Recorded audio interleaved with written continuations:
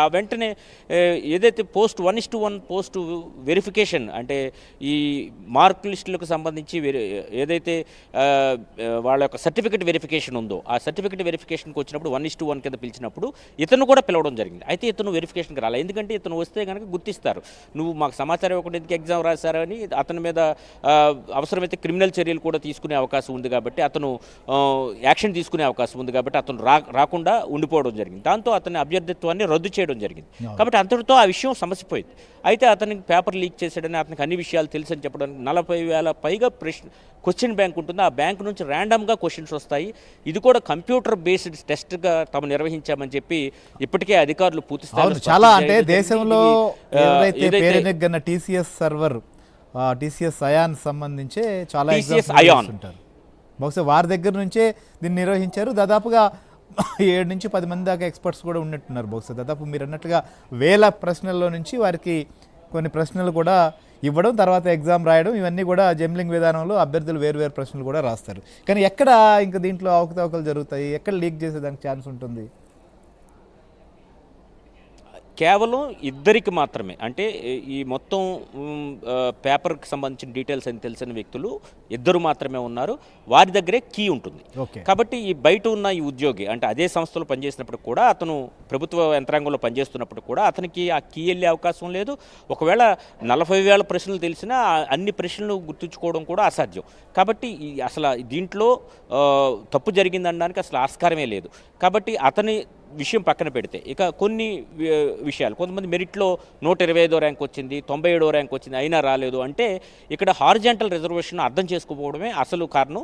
ఈ హారిజాంటల్ రిజర్వేషన్లో ముందుగా ఎవరైతే రిజర్వ్డ్ కేటగిరీలు ఉంటారో, మహిళలు కావచ్చు, స్పోర్ట్స్ కావచ్చు, దివ్యాంగులు కావచ్చు, ఎక్స్ సర్వీస్ మ్యాన్ కావచ్చు, వీళ్ళందరూ పైకి వెళ్తారు. అంటే ఒకవేళ 7 పోస్టులు ఉంటే 5 పోస్టులు మెరిట్కి ఇస్తే 2 పోస్టుల నుంచి 3 పోస్టులు వీళ్ళకి ఉంటాయన్నమాట. వీళ్ళు ముందే ఫిల్ చేస్తారు. వీళ్ళని ఫిల్ చేయడంతో ఈ 5 పోస్టులు ఆ టాప్ ర్యాంక్ ఎవరు వచ్చిన వాళ్ళకి వస్తుంది.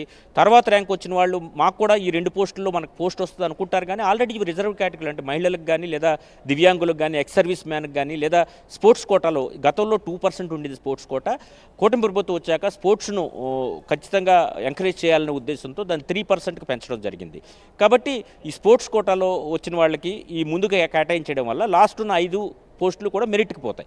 వీళ్ళు తాము 1:1 తమను కూడా పిలిచారు కదా అంటే హారిజాంటల్ రిజర్వేషన్లో ఎవరైనా మిస్ అయితే, మధ్యలో ఎవరైనా రాకపోతే కనుక అక్కడికి వాళ్ళ ప్లేస్లో వీళ్ళు వెళ్ళే అవకాశం ఉంది. కాబట్టి ముందు జాగ్రత్త చర్యగా ఎంపిక ప్రక్రియలో, దీనికి సంబంధించి నియామక ప్రక్రియలో ఎలాంటి ఇబ్బందులు లేకుండా ఉండేందుకు అందరినీ పిలవడం జరిగింది. ఎవరైతే మెరిట్ లిస్టులో ఉన్నారో, దగ్గరికి ఎవరు ఉన్నారో వాళ్ళందరినీ పిలవడం జరిగింది. వాళ్ళని సర్టిఫికేట్ వెరిఫికేషన్ చేశాక ఈ హారిజాంటల్ రిజర్వేషన్ చూసుకున్న తర్వాత ఎవరైతే దాంట్లో ఎలిజిబుల్లో వాళ్ళందరూ కూడా దాంట్లో ఫిట్ అయ్యే విధంగా చూసుకున్నారు. ఇది కేవలం రాష్ట్ర ప్రభుత్వం నిర్ణయించింది కాదు, సుప్రీంకోర్టు గైడ్లైన్స్ ప్రకారమే ఈ మొత్తం నియామకాలు జరిగాయని కూడా ఇప్పటికే అధికారులు 2-3 సార్లు ప్రెస్ మీట్ పెట్టి మరీ చెప్పారు. అదేవిధంగా సంబంధిత శాఖలకు సంబంధించినటువంటి అధికారులతో పాటు మంత్రులు కూడా దీనికి సంబంధించి అనేక మార్లు వివరణ ఇచ్చినప్పటికీ కూడా వైసీపీ దీన్ని కావాలని లాగే ప్రయత్నం చేస్తోంది. దాని మూలంగానే ఈరోజు ముఖ్యమంత్రి చాలా సీరియస్గా, ఘాటుగా స్పందించారు. నిరుద్యోగులందరికీ మీరు క్షమాపణలు చెప్పాలని కూడా చెప్పడం జరిగింది. 5 ఏళ్ల కాలంలో జాబ్ క్యాలెండర్ విడుదల చేస్తారని చెప్పి 1 సంవత్సరం కూడా జాబ్ క్యాలెండర్ విడుదల చేసిన పరిస్థితి అయితే లేదు.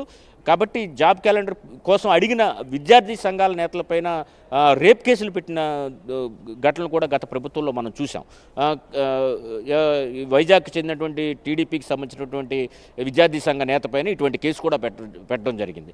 కాబట్టి ఇప్పుడు చూస్తే కనుక ఈ జాబ్ క్యాలెండర్ వచ్చిన తర్వాత వరుసగా ఉద్యోగాలు ఇచ్చుకుంటూ పోతున్నారు. ముఖ్యంగా పోలీస్ డిపార్ట్మెంట్లో 5,000 పైచీలకు ఉద్యోగాలు ఫిల్ చేశారు. వివిధ శాఖల్లో కూడా వరుసగా పోస్టులు ఫిల్ చేస్తున్నారు. నెక్స్ట్ జాబ్ క్యాలెండర్ కూడా ఇచ్చేందుకు సిద్ధమవుతున్నారు. మరో డిఎస్సి నోటిఫికేషన్ కూడా త్వరలోనే సిద్ధమవుతోంది. ఈ తరుణంలో ఈ మొత్తం వ్యవహారాన్ని ఏదో విధంగా తప్పు జరిగిందనే విధంగా అనుమానాలు క్రియేట్ చేసే ప్రయత్నం అయితే చేస్తున్నట్టుగా మనకు స్పష్టంగా కనిపిస్తోంది. కాబట్టి దీనికి సంబంధించి ఇప్పటికే అధికారులు పలుమార్లు వివరణ ఇచ్చారు. ఎవరికైనా అనుమానాలు ఉంటాయి, ఎవరికైనా ఒకవేళ తమకు ఎందుకు రాలేదు అనుమానం ఉంటే వారు అధికారులకు వద్ద వస్తే వాళ్ళు వివరంగా వాళ్ళకి వివరిస్తామని కూడా ఇప్పటికే చెప్పడం జరిగింది.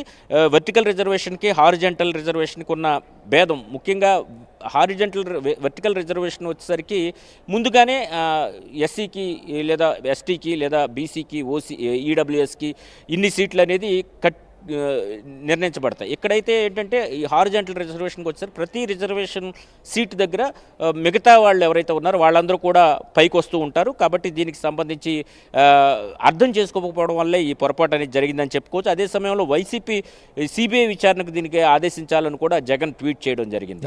నిజానికి చెప్పాలంటే ఈ మొత్తం ప్రక్రియ అయితే పూర్తి స్థాయిలో చాలా పారదర్శకంగా జరిగింది అనేది అధికారులు అనేక మార్లు చెప్పారు. ఎటువంటి తప్పులు జరగలేదు, ఏమైనా అనుమానాలు ఉంటే మీరు వస్తే మేము నివృత్తి చేస్తామని కూడా చెబుతున్నప్పుడు కూడా ఈ రోజు కూడా వైఎస్ఆర్సీపీ నుంచి కానీ ఆ పార్టీ నుంచి కానీ ఎవరు ముందుకు రాలేదు.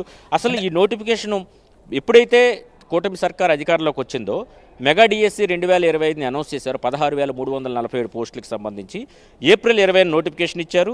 అదేవిధంగా దరఖాస్తులు చివరి తేదీ మే 15న, మాక్ టెస్టులు మే 20 నిర్వహించారు. హాల్ టికెట్ డౌన్లోడ్కు 30 మే 2025 నుంచి కల్పించడం. కంప్యూటర్ బేస్డ్ టెస్ట్ ఏదైతే టీసీఎస్ అయాన్ ఏదైతే దేశవ్యాప్తంగా చాలా పేరెనెగ్గా ఉన్నదో ఆ ప్లాట్ఫామ్ మీద దీన్ని నిర్వహించడం జరిగింది.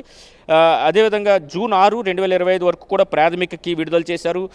అభ్యంతరాలు తీసుకున్న తర్వాత 8 జూలై 2025 అభ్యంతరాల స్వీకరణ 8 నుంచి అదేవిధంగా 15 వరకు తీసుకుని ఫైనల్ కీని తర్వాత 7 రోజుల్లో విడుదల చేశారు. మెరిట్ లిస్ట్ను కూడా తర్వాత ఫైనల్ చేయడం జరిగింది. ప్రక్రియ మొత్తం చాలా సజావుగా జరిగి మొత్తం 16,347 పోస్టుల్లో దాదాపు ఈ స్పోర్ట్స్ కోటాలో కూడా సుమారు 300 చిల్లర పోస్టులను ఫిల్ చేయడం జరిగింది. ముఖ్యంగా SGT, school assistant, TGT, PGT, PET, principals వీళ్ళకి సంబంధించినటువంటి పోస్టులు అయితే మాత్రం వీటిలో ఫిల్ చేయడం జరిగింది. అయితే ప్రక్రియ అంతా సజావుగా జరగడంతో ముఖ్యంగా త్వరలోనే ఒక జాబ్ క్యాలెండర్ కూడా ఇచ్చేందుకు కూటమి సర్కార్ సిద్ధమవుతుండడంతో ఇది తమ పార్టీకి కూడా ఇబ్బంది కాబట్టి ఇటువంటి అసత్య ప్రచారాలు, అభూత కల్పనలు ప్రచారం చేసే ప్రయత్నం అయితే వైసీపీ చేస్తున్నట్టుగా మనకు కనిపిస్తుంది. ఫైనల్గా ఇవాళ ముఖ్యమంత్రి కూడా నువ్వు క్షమాపణ చెప్పు లేదా వాస్తవాలు చెప్పిన తర్వాత ఏమైనా ఉంటే నిరూపించాలి, రెండిట్లో ఏదో జరగాలి. ఆల్రెడీ దానికి సంబంధించినటువంటి ప్రక్రియ కూడా దాటిపోయింది. ఎందుకంటే అధికారులు కూడా పాయింట్ టు పాయింట్ మీరు అన్నట్లుగా వివరణ ఇచ్చారు. ఇప్పటికి కూడా ఇస్తామని చెప్పడమే కాదు, డీటెయిల్స్ అన్నీ కూడా బహుశా వాళ్ళ వెబ్సైట్లో కూడా అప్లోడ్ చేసినట్టున్నారు. ఎవరైనా చూసుకోవచ్చు, ఇదేం రహస్యం కాదు అనేటువంటిది. సో ఈ తరుణంలో కూడా ఇంకా వారు విమర్శలు ప్రతి విమర్శలు చేస్తున్న సందర్భంలో ఇవాళ ముఖ్యమంత్రి ఘాటుగా రియాక్ట్ అయిన నేపథ్యంలో ఇకనైనా దీనికి వైసీపీ ఫుల్ స్టాప్ పెట్టేటువంటి అవకాశం ఉంటుందా, లేకపోతే ఇంకా ఈ ప్రక్రియను ఇలానే కొనసాగిస్తూ దాదాపు 3,36,000 మందికి పైగా రాశారు. సో 15,900 పోస్టులు భర్తీ అయినాయి. సో ఈ గ్యాప్ని చూసుకొని ఎవరైతే రానున్నారో వాళ్ళని ఇంకా కూడా ఈ రెచ్చగొట్టే ప్రయత్నానికే పాల్పడే అవకాశాలు ఉన్నాయా? ఇప్పటికే అధికారులు ఒక విషయం స్పష్టం చేశారు. మెరిట్ లిస్టు ఆన్లైన్లో లేకుండా తీశారని ఏదైతే చెప్పారో అది తప్పు అని వాళ్ళు చెప్పారు. ఆన్లైన్లో మెరిట్ లిస్ట్ ఉందని స్పష్టం చేయడం జరిగింది. కాబట్టి మెరిట్ లిస్ట్ కావాలంటే ఆన్లైన్లో చూసుకోవచ్చు. ఎవరికైనా అనుమానం ఉంటే తమ వద్దకు రావాలని కేస్ టు కేసు ఎవరైతే జగన్మోహన్ రెడ్డిని కలవడానికి వెళ్ళారో డిఎస్సి ఎవరైతే నిరాశ చెందిన అభ్యర్థులు అని చెప్పి వారందరూ కూడా జగన్మోహన్ రెడ్డిని కలవడానికి వెళ్ళారు. వాళ్ళందరి ఫోటోలు వాళ్ళ డీటెయిల్స్ అన్నీ కూడా కేస్ బై కేసు కూడా అధికారులు ప్రెస్ మీట్ పెట్టి మరీ వివరించారు. వీళ్ళ కిందికి రాలేదు, వీళ్ళకి ఈ కారణంతో రాలేదు, వీళ్ళకి ఈ కారణంతో రాలేదు. ఇంకా ఏమైనా అనుమానాలు ఉంటే తమ వద్దకు వస్తే వాటిని నివృత్తి చేస్తామని కూడా చెప్పడం జరిగింది. దీన్ని మొత్తాన్ని కూడా ఈ వ్యవహారాన్ని మొత్తాన్ని కూడా ఇంత సజావుగా ఇంత సక్రమంగా ఎప్పుడు డిఎస్సి రాష్ట్ర చరిత్రలో జరగలేదు. పూర్తి స్థాయిలో పారదర్శకంగా పూర్తి నిబంధనలకు అనుగుణంగా జరిగిన డిఎస్సి కావడంతో ఇంత సజావుగా జరిగితే కనుక తమకు ఇబ్బంది. గతంలో తాము ఇటువంటి నోటిఫికేషన్ ఇచ్చింది లేదు. భవిష్యత్తులో తాము ఎలాంటి నోటిఫికేషన్ ఇచ్చినా ఇంత సజావుగా చేయాల్సి ఉంటుందనే ఒకవేళ అధికారంలోకి వచ్చే పరిస్థితి లేదు. వస్తే కనుక ఇలాంటి సజావుగా చేయకపోతే ప్రజల నుంచి కూడా వ్యతిరేకత వస్తుందని భావించారేంటో దీంట్లో కూడా లిటిగేషన్ వెతికే ప్రయత్నం చేస్తున్నారు. ముఖ్యంగా దీనికంటే ముందు వరుసగా కొన్ని అంశాలను తీసుకున్నారు, రాజకీయపరమైన అంశాలు. వీటిలో కూడా వారు సక్సెస్ కాని పరిస్థితి ఉంది. కాబట్టి ఇక విద్యార్థులను కొద్దిగా ఆవేశం ఉంటుంది కాబట్టి వాళ్ళని రెచ్చగొట్టి వాళ్ళతో అభ్యర్థులను రెచ్చగొట్టే ప్రయత్నం అయితే చేశారు. అది కూడా సక్సెస్ కాలేదని మనం చెప్పుకోవచ్చు. ముఖ్యంగా రీసెంట్గా తీసుకుంటే అమరావతి రైతులను కూడా పిలిపించి వారితో మాట్లాడి మీకు మేము అండగా ఉంటాం, మీకు న్యాయ సహాయం చేస్తామని చెప్పగానే ఒక రైతు వచ్చి ఇక్కడ ల్యాండ్ పూలింగ్కి భూమి ఇచ్చాడు. అక్కడికి వెళ్ళిన రైతే వచ్చి ఇక్కడ ల్యాండ్ పూలింగ్ అక్కడికి వెళ్ళగానే మావిగన్ మాటలు జగన్మోహన్ రెడ్డి మాట్లాడడంతో ఆయన కూడా ఆందోళన చెంది అసలుకే అసలు వచ్చేటట్టుందని ఆయన వచ్చి ఇక్కడికి వచ్చి భూములు ఇచ్చిన పరిస్థితి అయితే ఉంది. కాబట్టి ఎవరైతే డిఎస్సి అభ్యర్థులు ఉన్నారో వీళ్ళందరూ కూడా ఉద్యోగరాలదనే బాధ ఉంటుంది, అది తప్పేం లేదు దాంట్లో. కాకపోతే దాన్ని రాజకీయ అవసరాలకు మాత్రం వైసీపీ వాడుకునే ప్రయత్నం చేస్తుందనే విషయాన్ని కూడా వాళ్ళు గుర్తుంచుకుని వారు కూడా ఎందుకు తాము అభ్యర్థిత్వం ఖరారు కాలేదనేది కూడా అధికారులను అడిగి తెలుసుకుంటే మంచిదనే అభిప్రాయం సర్వత్రా వ్యక్తం అవుతుంది. Right, thank you Satya. So ఇది రాష్ట్రంలో డిఎస్సి వ్యవహారం పైన వైఎస్ఆర్సీపీ సంబంధించి చేస్తున్నటువంటి రాద్ధాంతం కావచ్చు, లేదా దీంట్లో అక్రమాలు జరిగాయి, అన్యాయాలు జరిగాయి, దీనిపై సిబిఐ చేత విచారణ జరపాలని చెప్పి వారు డిమాండ్ చేస్తుంటే ఇవాళ ముఖ్యమంత్రి చంద్రబాబు నాయుడు చాలా క్లియర్గా ఆయన క్షమాపణ చెప్పాలని చెప్పి కూడా డిమాండ్ చేస్తారు. ఎందుకంటే ప్రభుత్వమో లేకపోతే రాజకీయ నాయకులో ఉన్నటువంటి వారో హోదాలో ఉన్నటువంటి వారే కాదు, అధికార యంత్రాంగం కూడా వచ్చినటువంటి ప్రతి విమర్శకి దానికి సంబంధించినటువంటి క్లారిటీ ఇచ్చారు. సో అయినప్పటికీ ఇంకా ఏదైనా సమస్య ఉంటే కూడా మొత్తం దానికి సంబంధించి వివరణ ఇచ్చేందుకు లేకపోతే ఎవరికి ఎన్ని వచ్చాయి ఏం జరిగిందని చెప్పేదానికి కూడా సిద్ధమని చెప్తున్నటువంటి పరిస్థితి. ఇలాంటి సందర్భంలో ఇంకా నిరుద్యోగులు,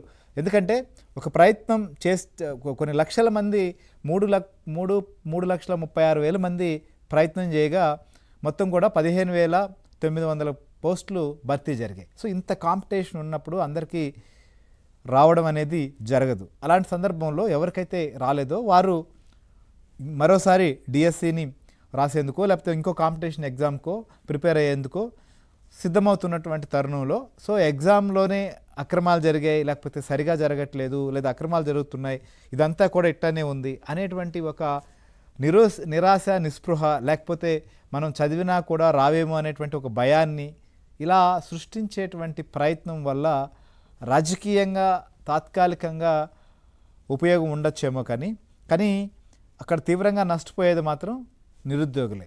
సో కాబట్టి నిరుద్యోగులతో ఎవరు రాజకీయం చేసినా అది కరెక్ట్ కాదు. నిజంగా సమస్య లేకపోతే తప్పు జరుగుంటే లేకపోతే ఏమైనా పొరపాటు జరుగున్నా అక్రమాలు జరుగున్నా దానిపైన ఫైట్ చేయొచ్చు, దాని ఎత్తి చూపొచ్చు. కానీ ఉన్నవి లేనట్లుగా లేదా లేనిది జరిగినట్లుగా సృష్టించేటువంటి ప్రయత్నం వల్ల నిరుద్యోగులు నష్టపోయేటువంటి అవకాశం ఉంటుంది. సో కాబట్టి దాన్ని దృష్టిలో ఉంచుకోవాలి.